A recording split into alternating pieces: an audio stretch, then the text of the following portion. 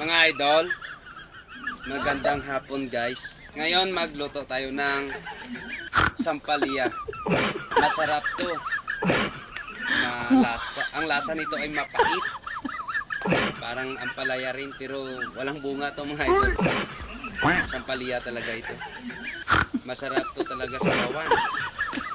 Sabi ko nga sa inyo yung ulam ni Jidal Sigabong TV madalas gulay. Hindi ako mahilig sa mga frozen. Gulay lang talaga yung paborito kong ulam. Nakain din ako ng mga isda.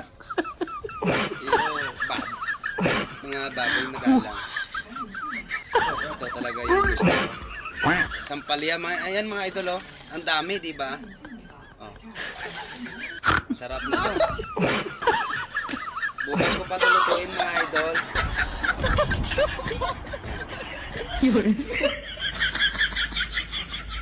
Shout out kay La Hilda. Wala siya kakilala. Sino to? Di niya alam na si Jidal Sigabong TV. Shout out kay Asil Lima. Grabe. Daw gintakluban ko langit ba? Abi ko piho dun yan ay. Ya, ikbi ko ay. Salamat gid.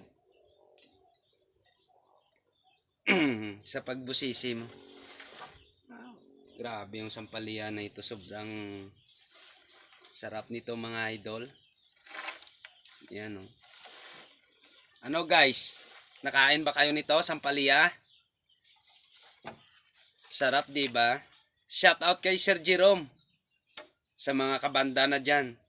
Thank you sir sa subscribe, follow, like, and share. Sa Sigabong TV. Kamusta na banda mo dyan?